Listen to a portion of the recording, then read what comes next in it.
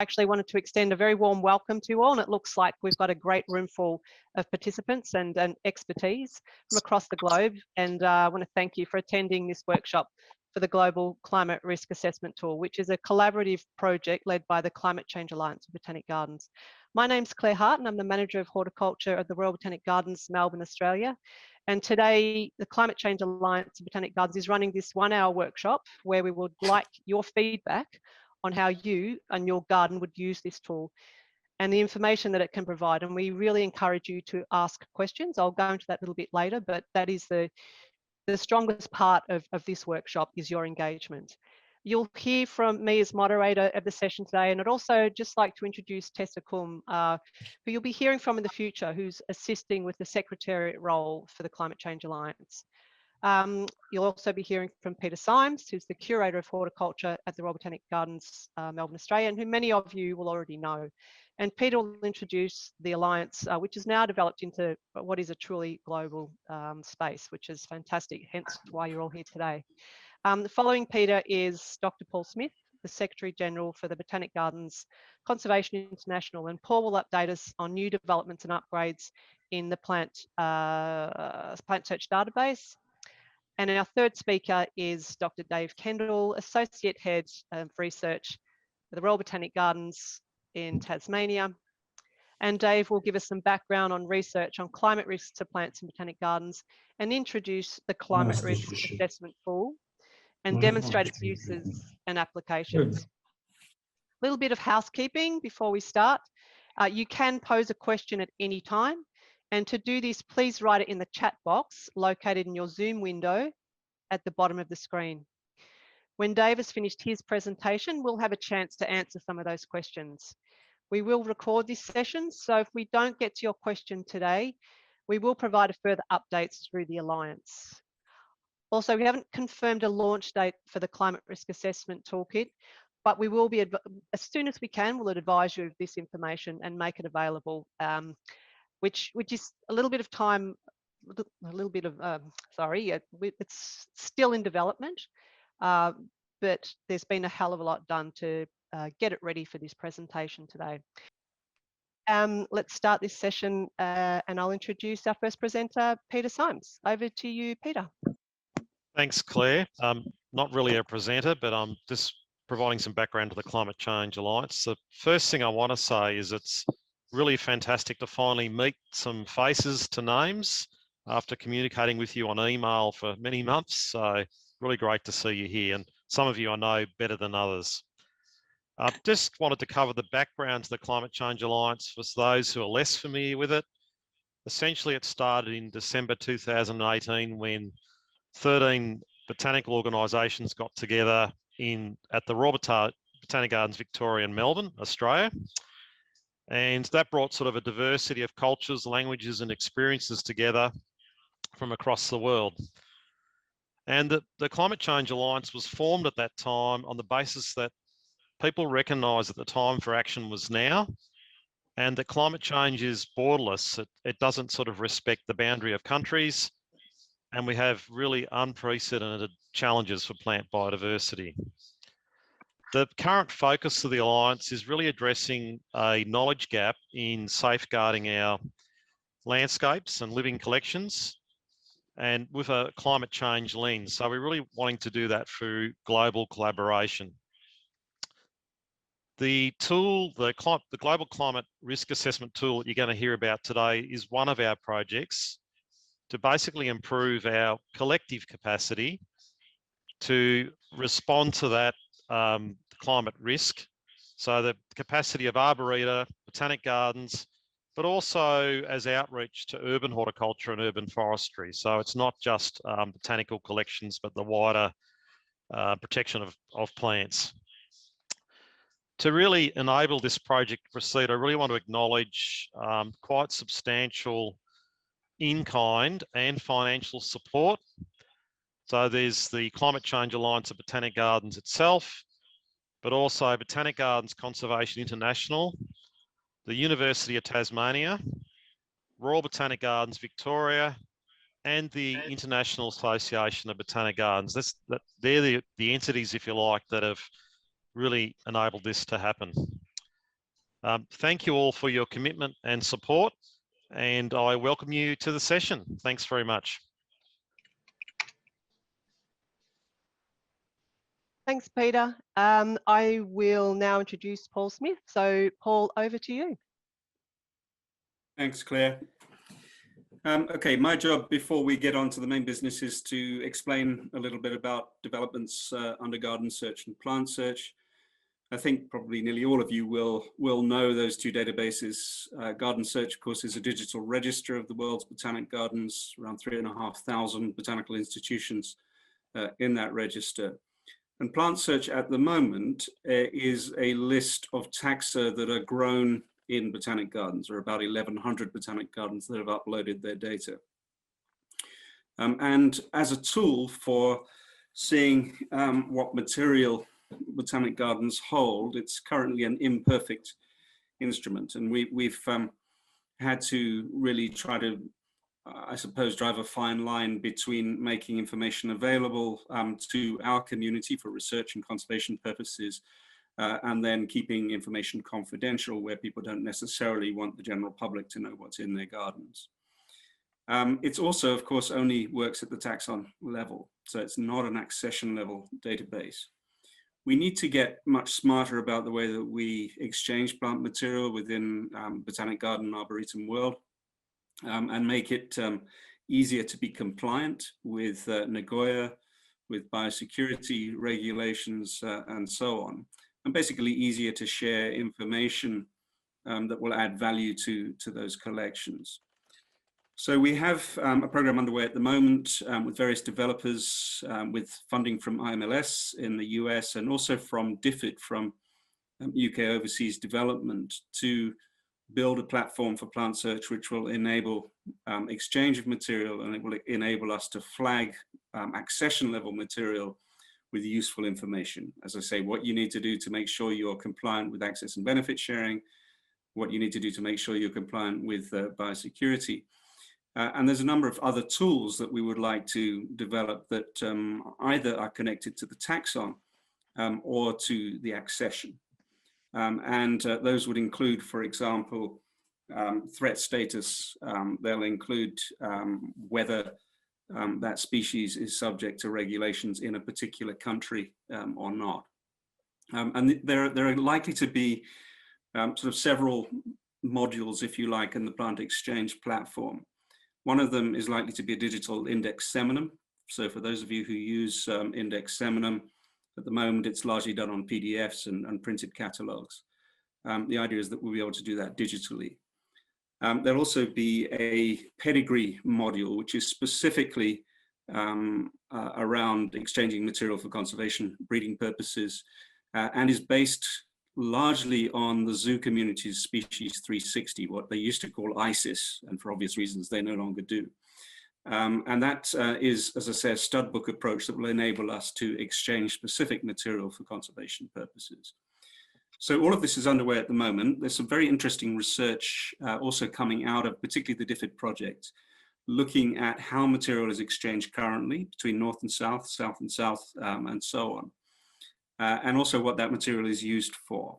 Cambridge University Botanic Garden is leading a big study looking at 17,000 plant search records over the last decade to see what material is used for. And of course, we have various theories that the rarer material is likely to be more sought after, the kind of things you can't get at the nursery down the road. So there's going to be some really interesting research come out of this. Our hypothesis is that not a lot of material moves from north to south. Our hypothesis also is that it's become more difficult to move material because of relatively recent regulations related to Nagoya, biosecurity, and so on. And what can we do as a community to make sure that we're carrying out best practice? So in that context, what you're about to hear from Dave about is a tool that we can use and others can use to predict climate resilience for certain taxa. And we hope that that will be one of the tools that will be part of this new generation plant search that will enable us to exchange materials smartly and also in compliance with the various regulations which are out there. I think that's enough for me. Claire, back to you. Thanks, Paul. Now I will introduce Dr. Dave Kendall. Dave will give us some background into the development of the climate risk assessment tool and demonstrate just where it's at, how it works. And from there, it'd be really great to get some of your questions and feedback into how we can use this tool, how it would be useful for you, and what kind of information it will be able to provide you and your garden. So over to you, Dave. Okay, thanks, Claire and Peter and Paul. It's great to be here, and yeah, good to be participating in a project like this. So I know a few of you, and yeah, obviously it'd be nice if we all get to travel a bit more again, which may not be until next year. Meet a few more of you in person as well. So I'm now a lecturer in environmental management and geography at the University of Tasmania. Before that, I worked at the University of Melbourne in a sort of an urban greening research program. And before that, I worked at the Botanic Gardens in Melbourne. So in a research group called the Australian Research Centre for Urban Ecology. So yeah, it's nice to be able to continue to connect all of those sort of parts of my world together. And yeah, we've been doing a range of projects with local governments and the Botanic Gardens. And I'm going to summarise some the approach that we've ended up developing to think about these issues. But there's more academic papers and reports that we can share if you're interested in that. And then we'll do a quick demonstration of the tool and yeah, show everyone where it's at. And I think we can get a good sense of how it will function now. And it'd be great to get a better understanding of the kinds of uses that people would be looking for. And yeah, anyway, I will start my presentation.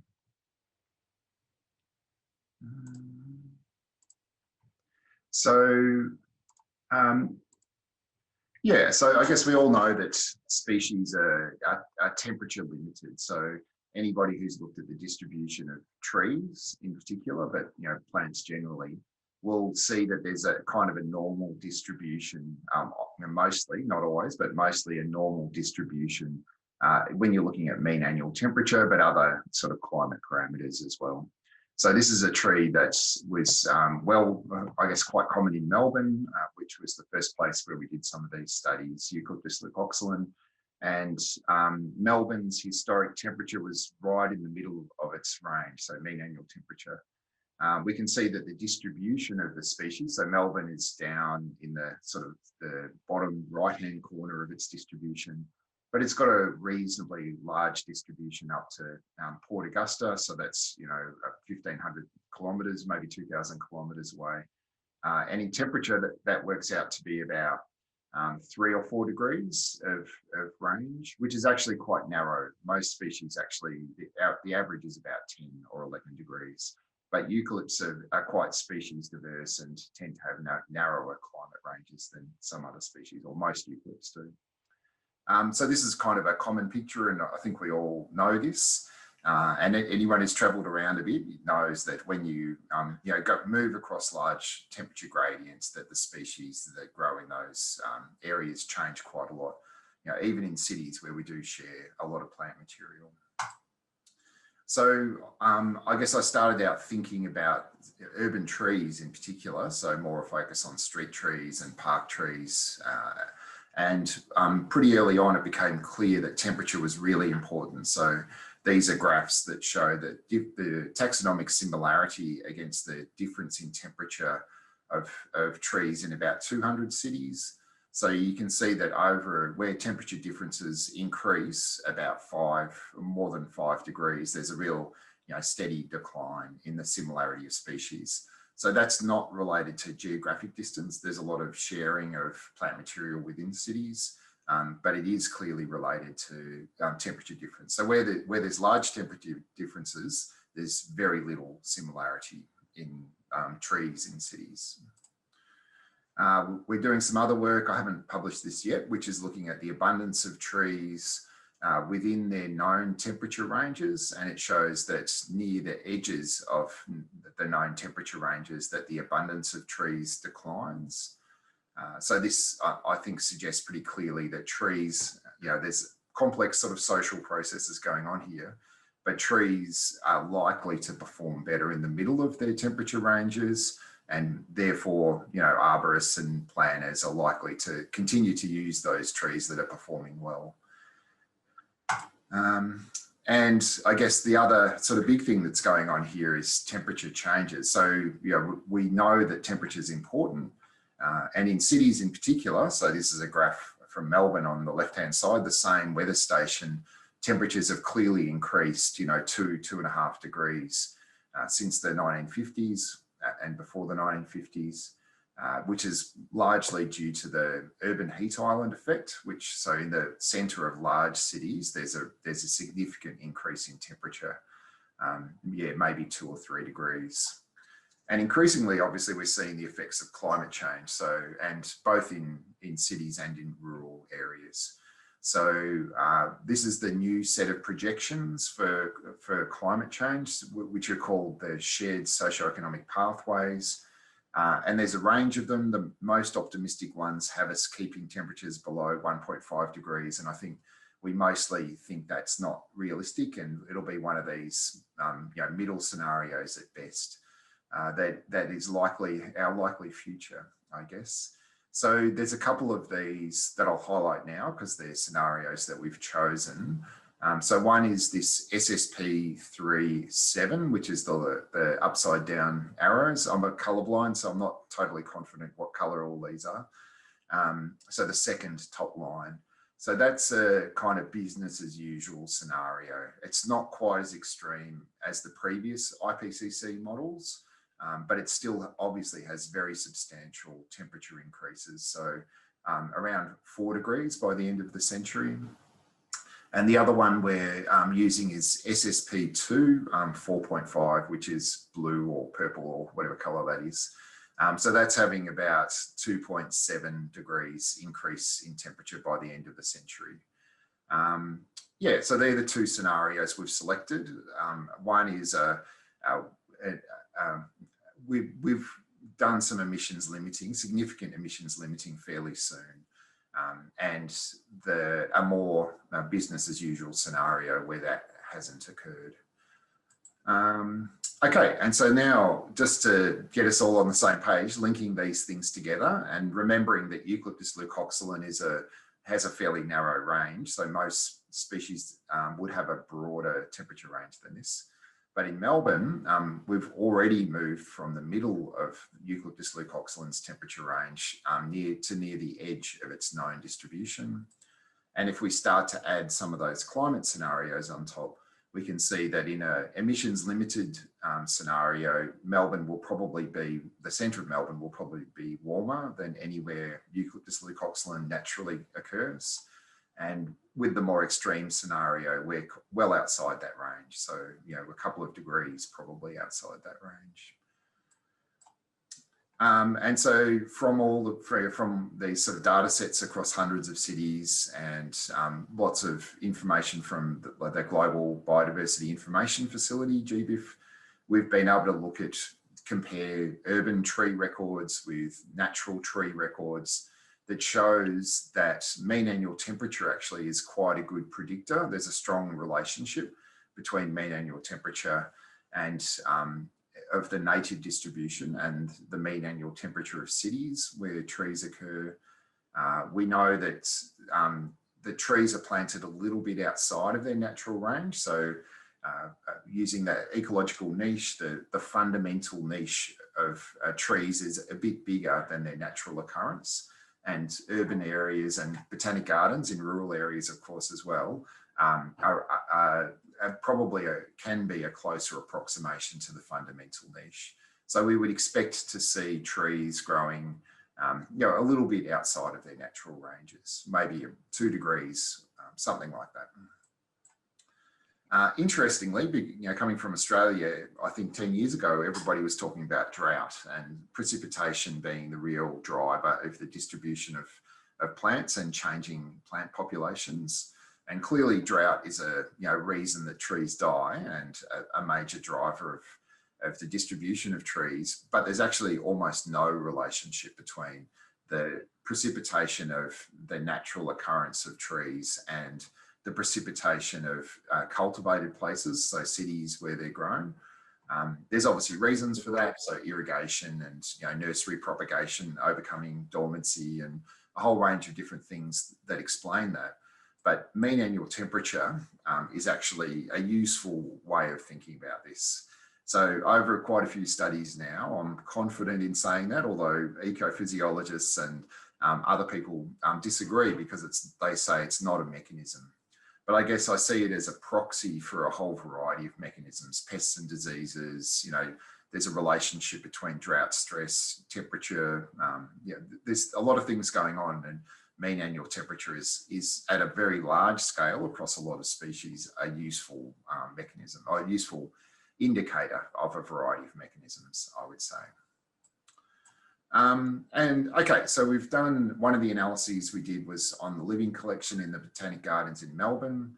So we have colour coded the trees in the gardens where red is considered to be outside of the known distribution of trees, orange and yellow being a little bit more close to the edge, so orange being close to the edge, and then the white being okay. I've done that because I'm colourblind, so I can see this graph okay. I hope it makes sense.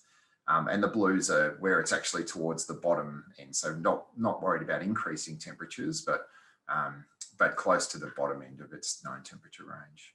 So we can see over those two climate scenarios, we see that a lot of trees in the landscape start to go red, and there's uneven spatial distribution. There's areas that are, potentially have more vulnerability or at higher risk of increasing temperatures than other areas.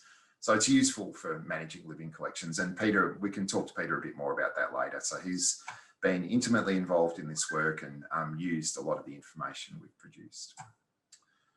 All right, so overall, the summary here is that we think mean annual temperature is important. The temperature of cities in particular is going to increase quite a lot, but temperatures everywhere are going to increase quite a lot.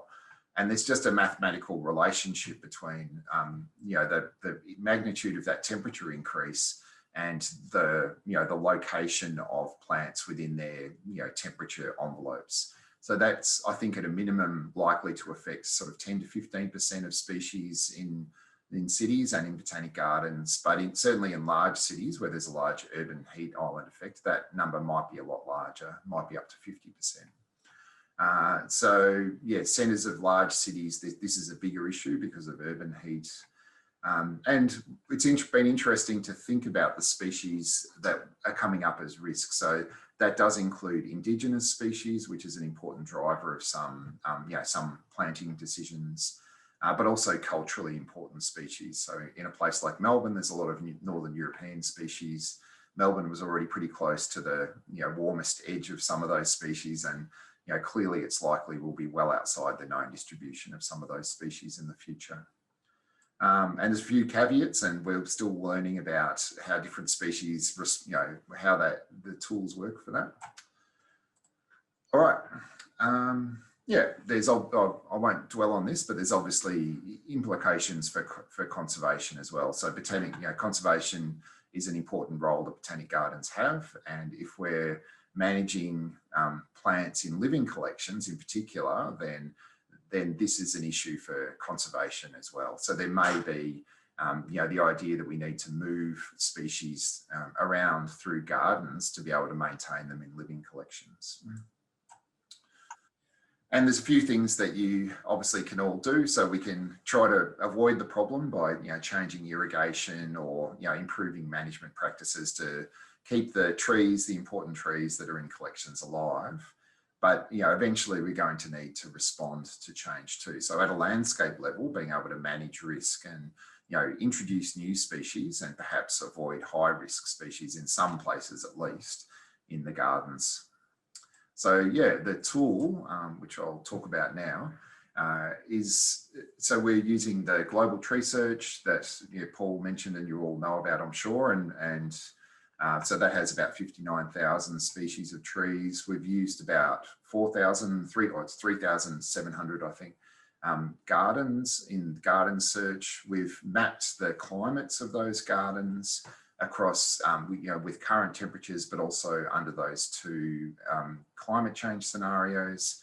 And we've then connected this to about 20 million GBIF records, and we can do live searches of plant search, so the Botanic Gardens collections, and then using it's about 300 cities now of urban tree inventory records I have, so that for about 4,000 of those 59,000 species, we've got an additional set of data that we can compare with.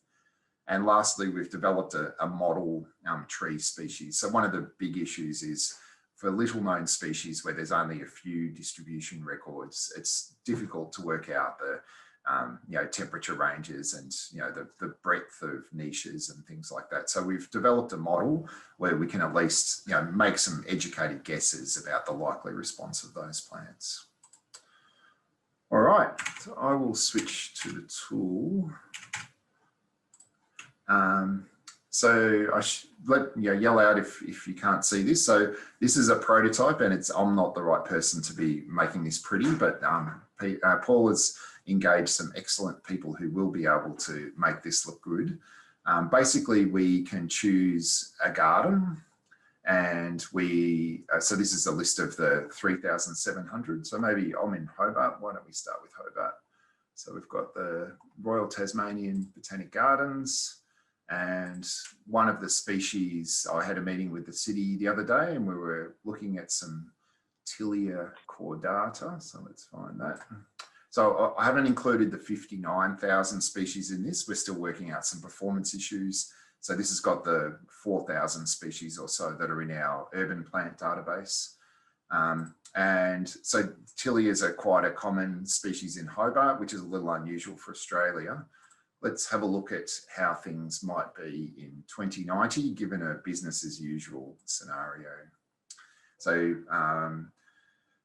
one of the things that we've discussed that we haven't done yet is being able to upload a list of species. So once we've got this working for individual species, we'll be able to do a list of multiple species at the same time.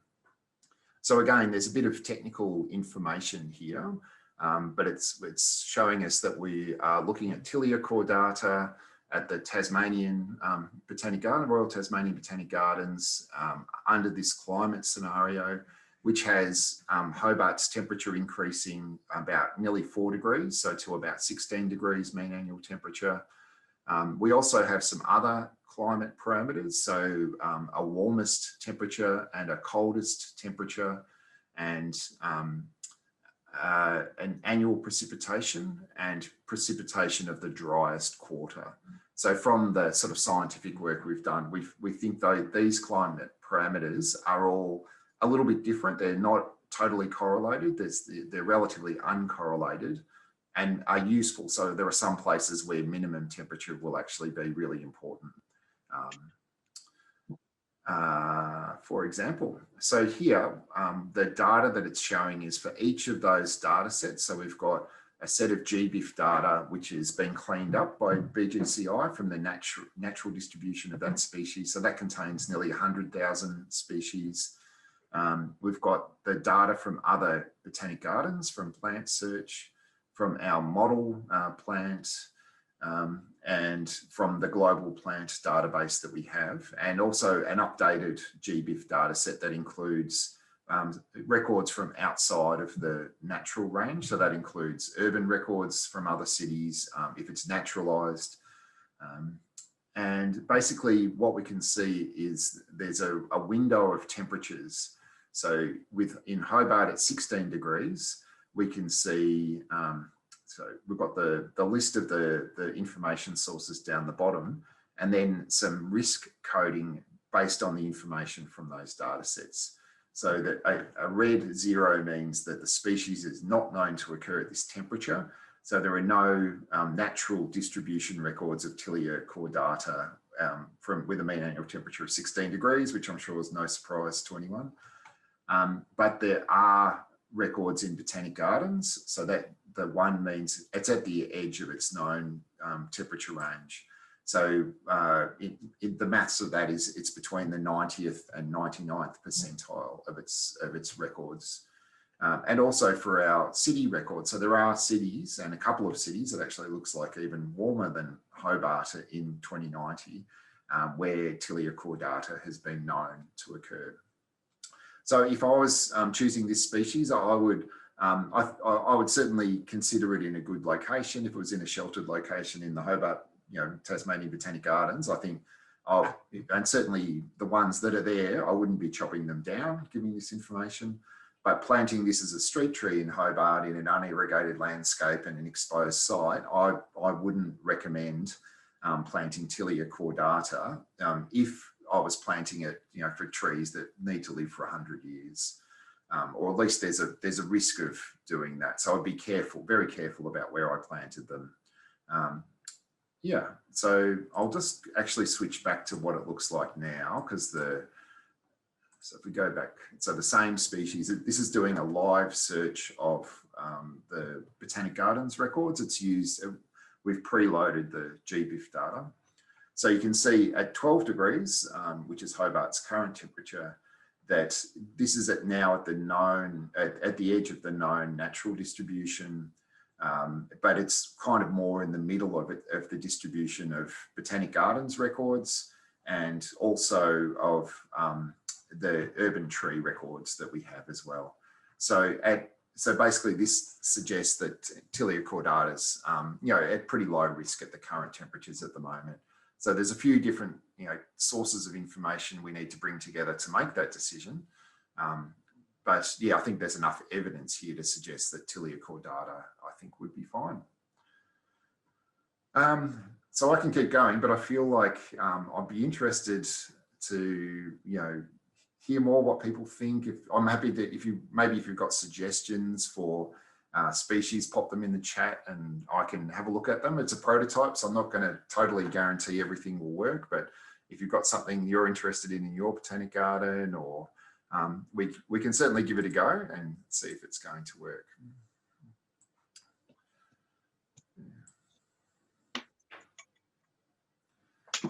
All right, whereabouts, Tara?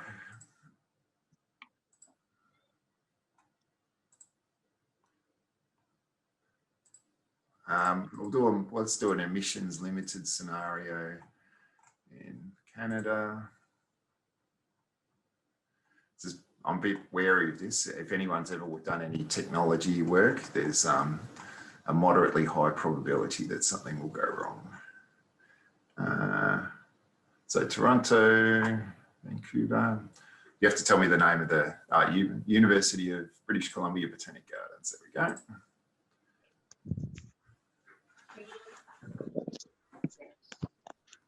And actually, Peter might want to talk a little bit about the interpretation of some of this, because he's the one who probably has the most experience. We've developed a much more rudimentary tool for use by the Melbourne Botanic Gardens.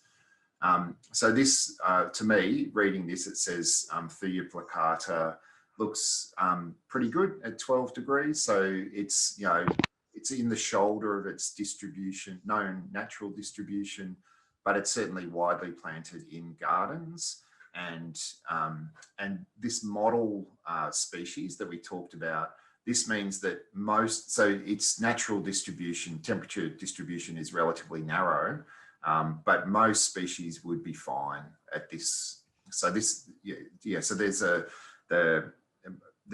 kind of a typical species model that we've developed. Yeah.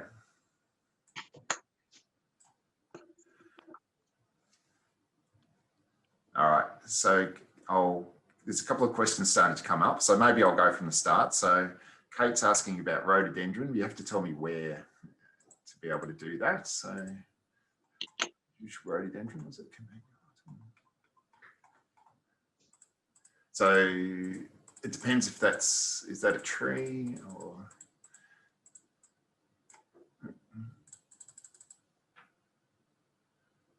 Yeah, so it looks like that's not, so it either is not in our main sort of list of 4,000 species, or it's not considered a tree. But Edinburgh, all right. Should be under UK.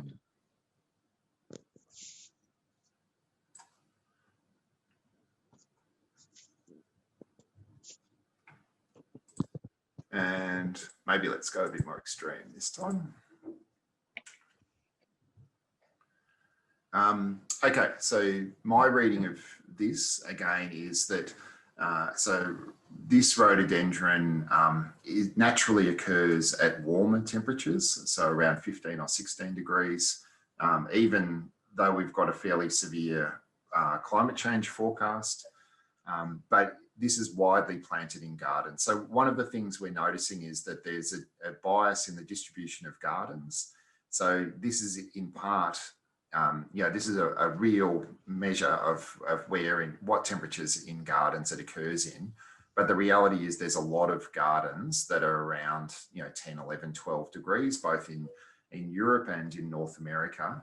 And there's fewer gardens at warmer temperatures. So there's always a little bit of a sort of left skew of the Botanic Gardens records. So I think that we need to be aware of that when we interpret these results. Obviously I think that it would be species that could grow well in its, within its natural distribution, but the records here are biased towards slightly cooler temperatures.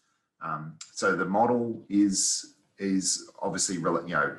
It's right in the middle of the model, or close to the middle of the model, and it also has been recorded planting in cities, and we can see that closely mimics its natural range.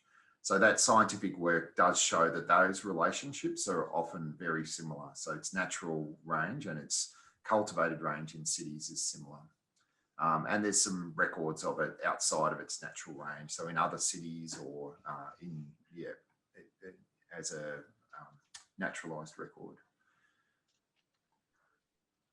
All right. Dave, would you like to go to another example? Mary Burke has suggested Quercus suber from UC Davies, California.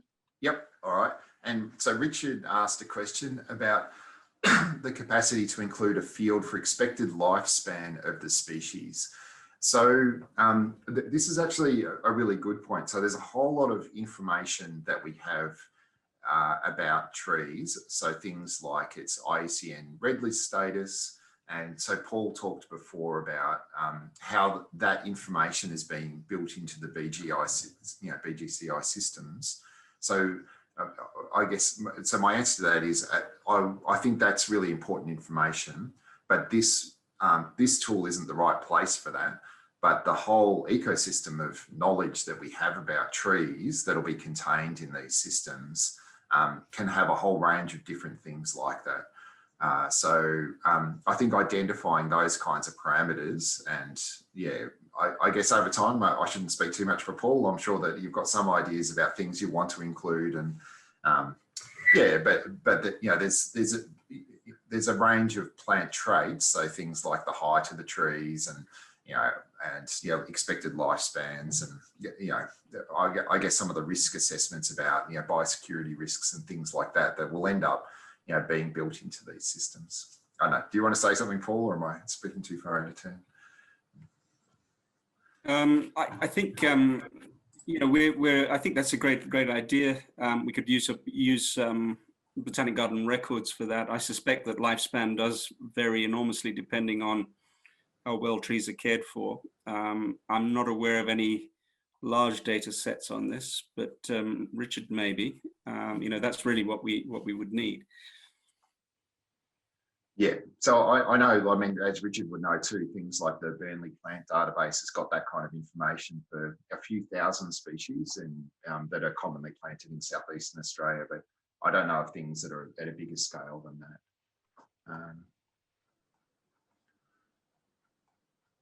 Right,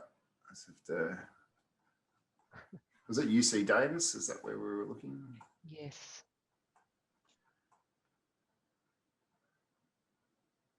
We'll get the usability sorted out as we turn this into a. Is Riverside close enough?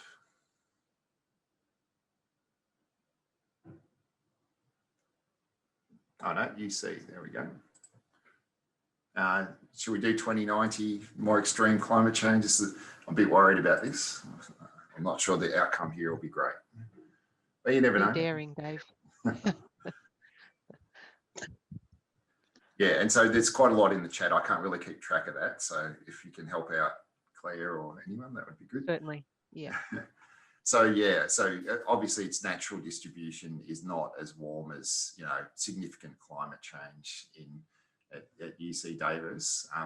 But it also suggests that this would be at the, you know, getting towards the edge of its known distribution in other botanic gardens and also in cities. So, you know, I think this pattern will be quite normal too, where the species is not known to occur in nature, but because of that, you know, ability of us to irrigate and, you know, break dormancy and other things like that, that we will see records in cultivation that are outside of its known temperature range.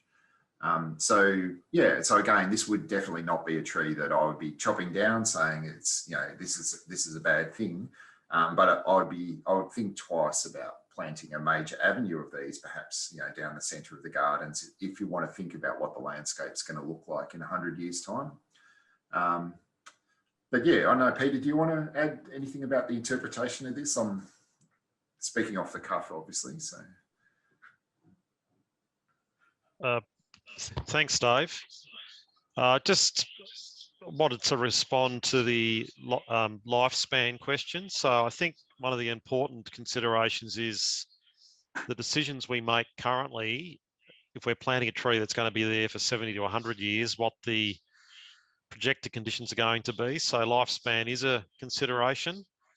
Planting shorter lived species, you have, you know, shorter timescales in which to change your decision making. So we are sort of prioritising trees, and longer lived species is something we have to get the decisions correct. And I made a comment about useful life expectancy, which doesn't have a lot of scientific grounds, but as a management consideration of trees. So what is their, I suppose, safe life? We're trying to combine that with the climate risk assessments on a landscape scale. And so trees with a low useful life, we might need to remove them the next 5, 10 years. And if that overlays with a high climate risk, that makes the decision making easier, I guess, in which ones do we take out. And if you're looking at across the landscape, it identifies areas where you might have a larger, you know, a higher risk over a large area of the landscape, and we need to plan for that. So that's one application of how we're using climate risk. We're combining it with management sort of considerations or arboricultural decisions. So just sorry, one other point on that, Dave, and that is, and I think Richard has written this in the chat as well, that botanic gardens have a role to play in gathering that kind of information. You know, if you look at, it's interesting, you have for your urban trees about 4,000 species or taxa there. You know, we grow more than 18,000 different species of tree in the world's botanic gardens and arboreta, according to Plant Search, which is by far the most diverse collection of trees. It's basically probably all domesticated tree species. There are 60,000 tree species out there, but we have data for, as I say, 18,000 or so. So botanic gardens will have records on lifespan and so on. But you know, and I think that would be extremely useful if we could gather those data. yeah. All right. So now we're just work with Suba in another location. Yeah. So somebody, I think the person from Zurich, the University of Zurich. Yes. I think I might have met you in Dunedin going back a few years, but yeah. So this is Zurich with moderate climate change. So that's saying again that there are botanic gardens where Quercus subra is planted at these cooler ones, but that's, I think, not an accurate representation of its real distribution, because there's a lot of botanic gardens around these temperatures. But it also suggests that it probably is grown quite widely in these kinds of temperatures in botanic gardens as well. And certainly, as it gets warmer, that's like, there's certainly not risks of further increases in temperature. It's the kind of species that where the risks will reduce the longer you go into the future and the more extreme climate change scenario you predict. Thank you. That's very interesting because when I started my job in the Zurich Botanical Gardens, we still did some frost cover on the grounds. And now since 10 years, we don't do anything anymore. We just have the frost dryness during winter, otherwise no frost damage at all. Yeah. Thank you for the sheet. Thank you. It's nice. I mean, for me, I'm looking at a whole lot of numbers, so it's actually really nice to hear stories where these numbers start to make sense. I think so. I'm really always keen to hear these kinds of stories. Yeah, it's great. So to plan the future of our gardens with these kinds of schedules, it's very interesting. Reviewing a few other questions as well. And Tara Moreau has asked a question, Dave, will the tool integrate with garden databases such as IRIS-BG? Again, I think I might have to throw Paul, yeah, I think Paul has responded to this as well, but I might ask Paul to share that comment with everyone. Yeah, the idea is that, as I say, these new accession modules will be relatively easy to upload data from your plant records. So yeah, Iris, Brahms, BG Base, etc. There's a lot of customized sort of bespoke systems out there. I know you guys in BGANs are looking at your system currently. But yes, the idea is that that will be as seamless as possible. Mm. So it looks like there's a few questions about how we're going to deliver this, and this is a bit of a live conversation. We had a plan to launch it at the Congress that's been postponed, and I guess we then switched to doing this demonstration. So having this workshop's really helpful and useful. So yeah, I guess Peter or Paul, whether you had particular ways that you wanted to announce it, or is there going to be some stage process where maybe the Climate Change Alliance members can get some access before it's publicly released? Or would you like to comment on that, Peter?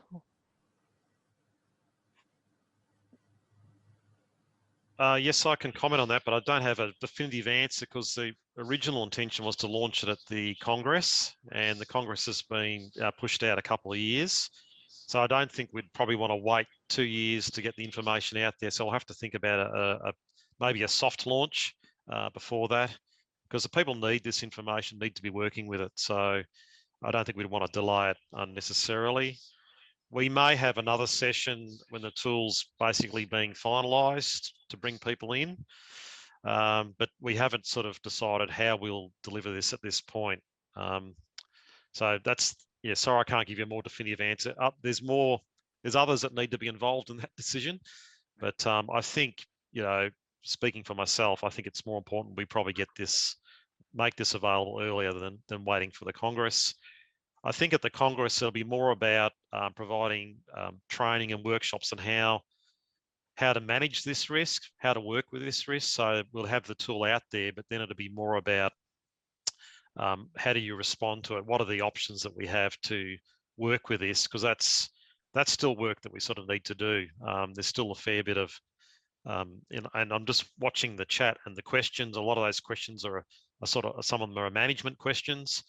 And that's an area that we need to work on, is how do you interpret this and how do you respond? I might just add there as well that one of the last questions from Chris Reynolds is will there be a way of dropping a list of trees into the tool as opposed to one at a time? I think, Dave, you discussed that earlier, that's you're looking at that capability for looking at complete lists and not individual species. But would you like to comment on that? Yeah, so I think once we've got this right, so in terms of the tools development, we had a very early prototype that we discussed that was more smoke and mirrors, but this is actually now using all of the same technology that the BGCI system uses. So it's a prototype, but it's actually very close to the final products.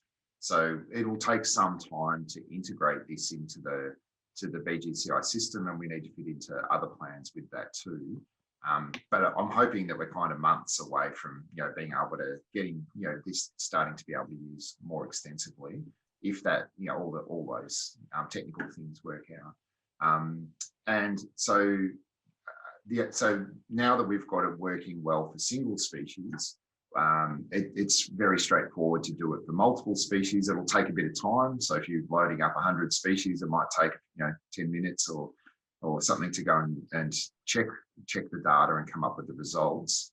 And the second thing is we haven't decided on the final format of how the information will be presented. So we don't want a 100-page report with 1 page per species. We want some spreadsheet that comes out with 1 row per species that summarizes this information in some way. So actually having these workshops is really helpful because it gives us clues to what the key information to include in that summary is. So it's likely that the individual species search will come back with more detail, with more climate parameters and more information on each of the different data sources. And the big list of many species will have some summary of this. Thanks, Dave. And there's another question from Tara just about, is it only for trees? Now, as I understand, that's the most comprehensive and best database and most amount of information that you have at this time, and the most rigorous and tested, I guess, plants that we could use, but other plants will be included when available. So the way the system's being built, it's not restricted to trees, but it does need a taxonomy, a well-defined taxonomy, to be effective. So that taxonomy has been done for trees and for the plant search records, but it hasn't been done for other species. So the global urban tree database is actually a global urban plant database. Although it is a bit biased towards trees. And the same with the plant searches. If you use plant search, you can search for things other than trees. And so we just haven't sorted out the taxonomy. So one of the issues that came up was that the global tree search doesn't include hybrids, which are actually quite important in urban landscapes. So there'll probably be some additional taxa that we include, which would be common hybrids and horticultural tree species.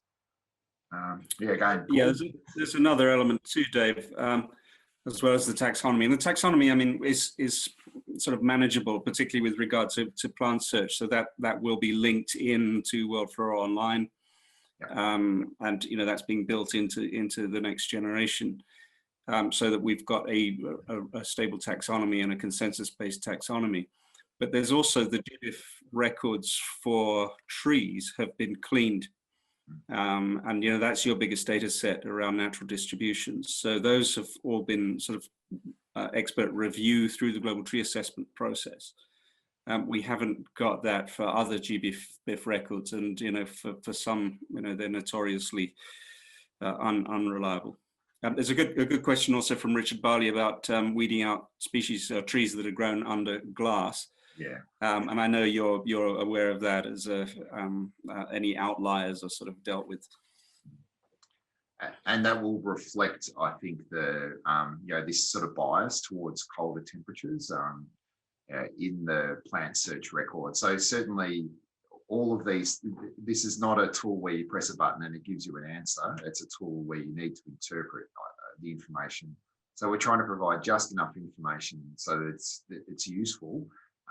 So there's a comprehensive set of data that you can make some decisions on, but hopefully in a usable format.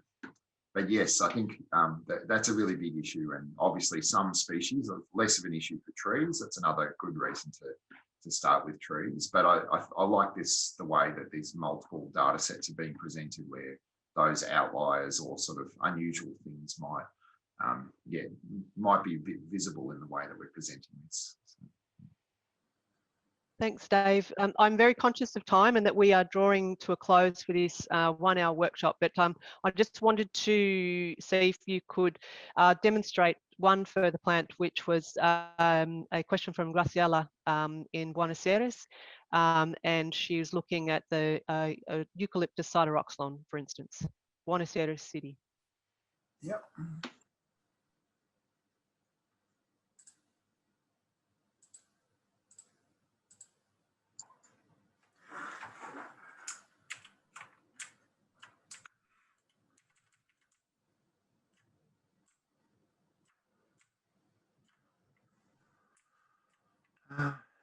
In a particular garden? Carlos Theis. Yes, thank you. Did you see that in the list?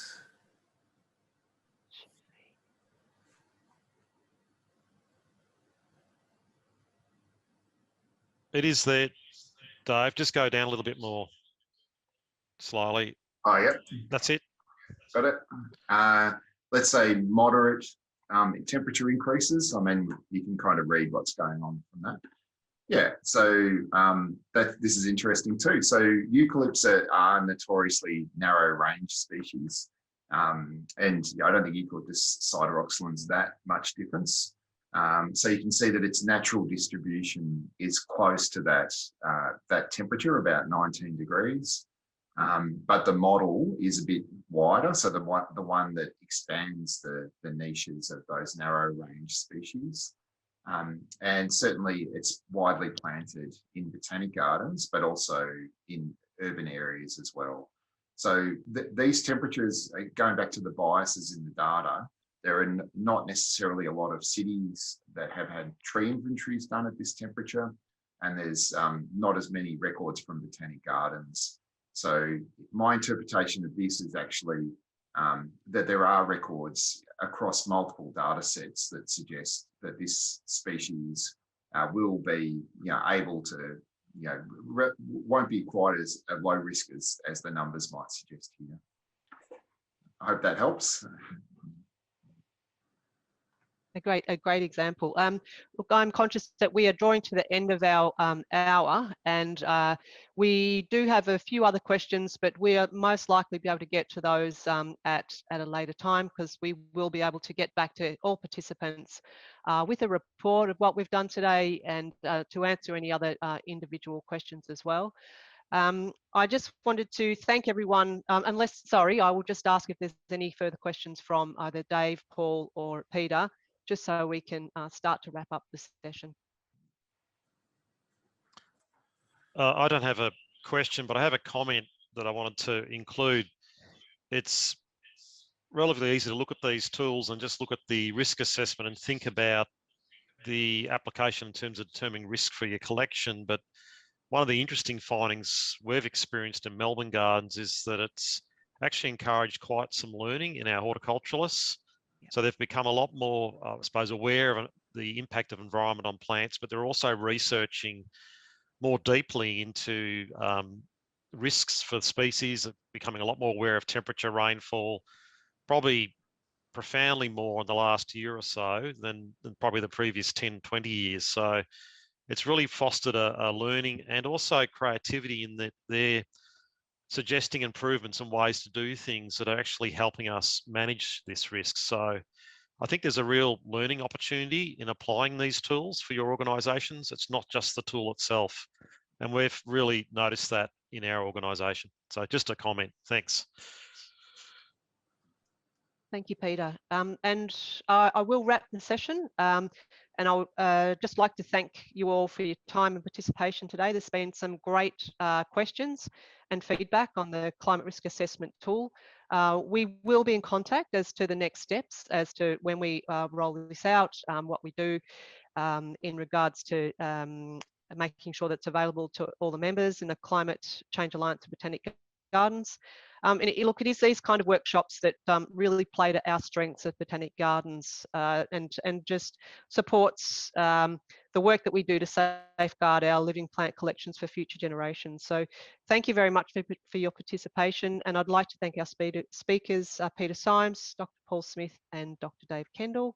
We will be in contact with the outcome of today's workshop, and thank you very much for your participation today.